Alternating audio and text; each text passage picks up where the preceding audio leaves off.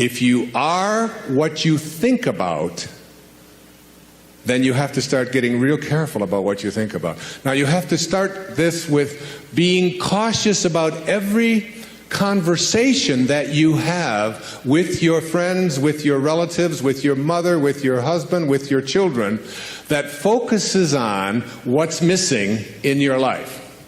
Because if you want to attract something into your life, something good, something grand, something godlike, something prosperous, something of well-being, health, whatever it might be, if you want to attract that into your life, but you're talking about what's missing and thinking about what's missing, and you understand that what you think about is what expands, you will continue to expand more of what's missing, and you'll continue to attract what's missing in your life. I never talk about what's missing in my life.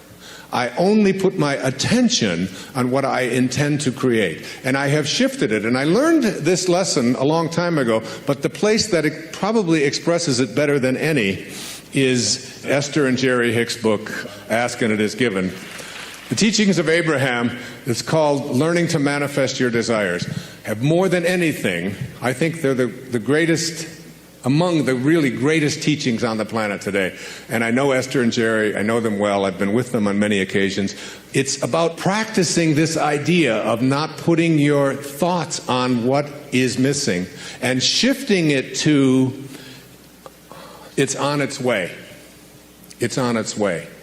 It's on its way. 4 words, just get them tattooed someplace inside of you. Whatever it is that you would like to attract into your life, know that it's on its way. And I want to say to you that as you begin to get your thoughts more harmonized with Tao thinking, that is, with the thinking of the source, the thinking of God, that which always has been, that which does nothing but leaves nothing undone, as you begin to more and more harmonize in this way, what happens is that you start elevating your thoughts so that the habit of how you think becomes more harmonized rather than a polarity with what you want to attract. It becomes harmonized with it, and it becomes your natural way of how you think all the time.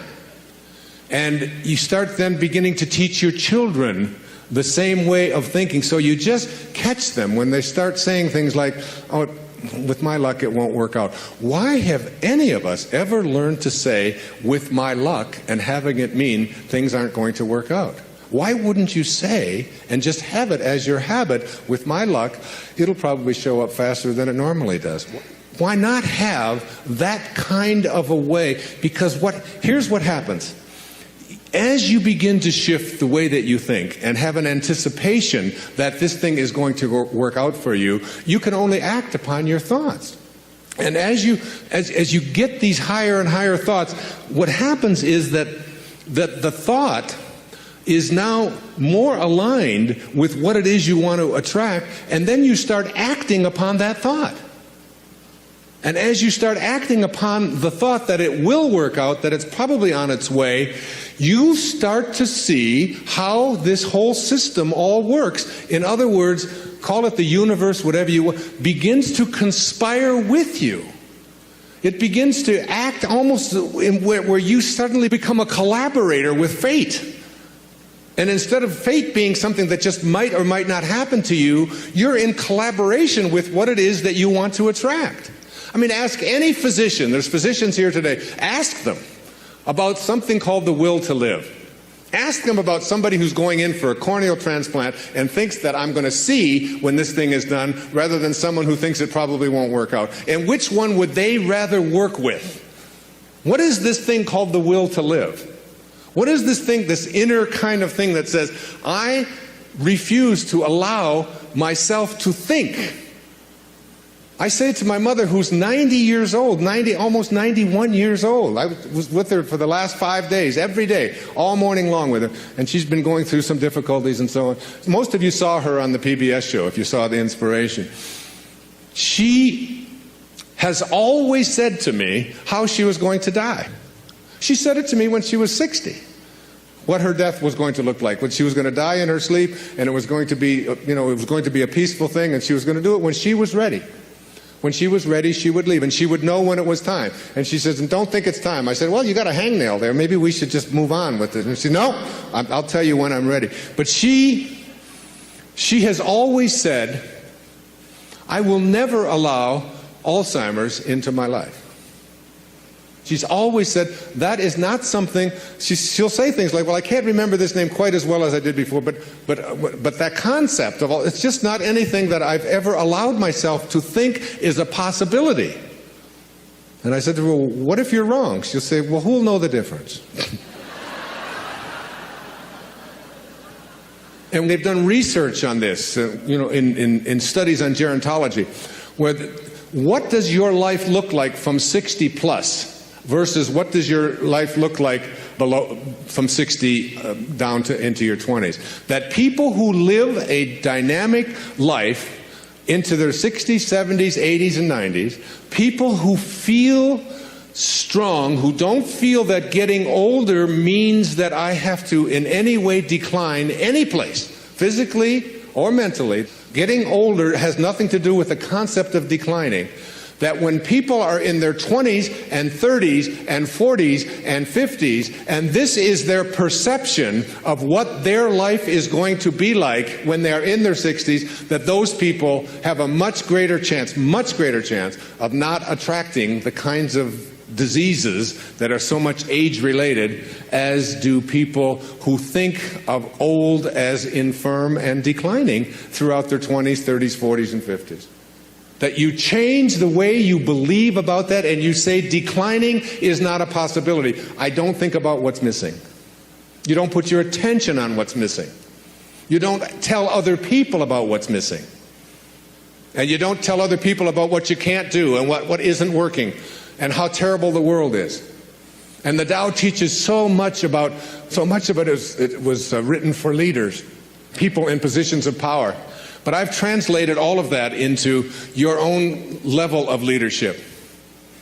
And the great leaders are the ones who eschew violence.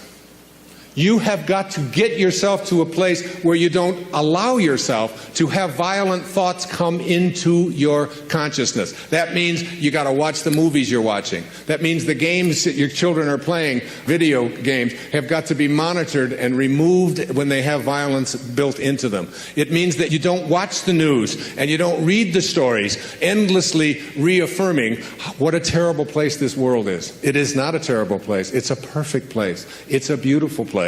There are just some leaders who are connected to Tao and others who are not. And we can create the kind of world that we want to create when enough of us begin to say, not part of my consciousness. Nope, I don't buy gossip. No, I don't buy violence. No, I don't have anything to do with that.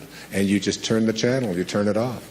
I pick up a Time magazine when I get on a flight and I go through and I say, I won't read the stories that involve killing.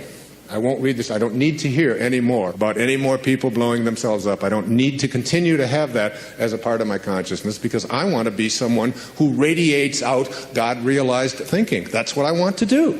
And I can't do that if I'm constantly being imbued with that. So I just go through the pages, page. And usually I say, oh, just threw away another $4.95. There's nothing in it to read. Every once in a while, a good story about maybe Tiger Woods or something. But by and large, there's not much in there. And you don't have to fill yourself with that kind of energy. So you don't put your thoughts on what's missing. You don't put your thoughts on what always has been. You don't put your thoughts on what others want for you, unless you want more of what others want for you to continue to show up into your life. So that if you're having conflicts with anybody that's out there, you don't have to put your attention on any thought that is out of harmony with the relationship that you would like to have. It doesn't have to be. You can have a love story replace a hate story by just changing your thoughts in any moment of your life. As you'll see, some of you will see it this afternoon, as Katie works with some of you and does the work and teaches you to ask yourself these questions about how can you be sure? How can you be sure that that thought is true? Why not have a love relationship with your ex-husband or your ex-wife? Why not have a love relationship with your in-laws? Why not? Why not have it with everyone on the planet? Why not? Indeed, why not?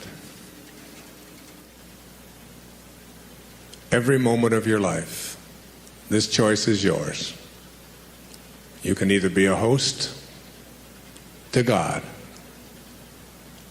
or a hostage to your ego. It's your call. God bless you, and thank you for your attention. Namaste. Thank you.